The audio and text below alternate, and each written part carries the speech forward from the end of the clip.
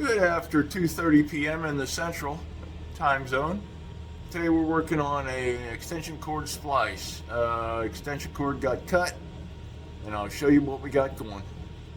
Already spliced two of these. What you do is you give them the appropriate length, get some copper showing at about 3/8 of an inch.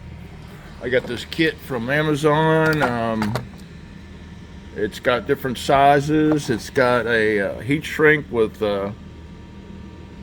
solder ring in the middle, and you want to heat it up until it's got a melt on the solder ring, and then yeah, I'll show you the next step.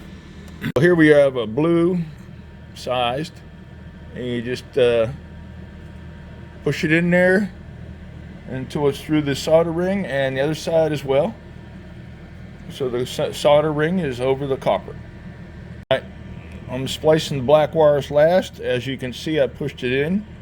The blue rings should grab a hold of the vinyl insulation, keep it from pulling back, and the whole thing melts on there anyway. I don't think it'll ever pull back unless you really pushed on it, or pulled on it rather. We're gonna melt this down with heat gun. This is my heat gun. It's a Harbor Freight multiple temp 2-speed. As you can see, the solder is melted on each wire. The whites to the white, black to black, green to green. And I'm gonna see what else I can do here. I have a Harbor Freight marine shrink, heat shrink. I'm gonna slide over the assembly and heat that up. Okay, now that's in place, we'll get the heat gun back out. What we're going to do is shrink the outer with the heat gun, and here you have it melted. This marine heat shrink will not slide off because it has adhesive in there, and you can see a little bit of it coming out on either end, and you know that you've got it warm enough to melt the adhesive and make a permanent fix.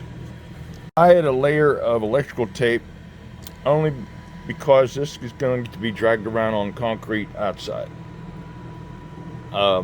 Didn't really have to do that, but I'll give me one more layer.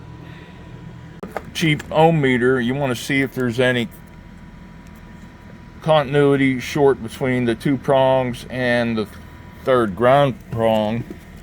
And the way you do that is you put it to 2000K and test across these two with your meter leads, and this one and this one and this one and this one, and check all combinations, make sure there's no bleed over where a strand may be touching. I've already done that. And if you had a bleed over, when you touch two together, then it would go to 0, showing no resistance, which means they're touching internally on your splice. You don't have to do that, but I do the extra precaution. Here's your marine heat shrink tubing, Harbor Freight. It only came in black when I bought it, but that also has adhesive in it, in addition to the red, blue, and yellows. Okay, she's back in service, hooked up to my onboard battery maintainer. I just have this double face trim tape 3M to the fuse box cover. It was a good place as any I could think of to put it on. So that's what we got going. We're good to go. So those solder connections are really good for automotive and electrical, and yeah, it's better than soldering stuff and then having to heat shrink it separately, because it already has a heat shrink and already has the solder in it. It's quick and permanent. That's all I got going for today. If you're new, please subscribe, click the bell. That'll give you alerts for new videos from this channel. Again, thanks for watching, and God bless.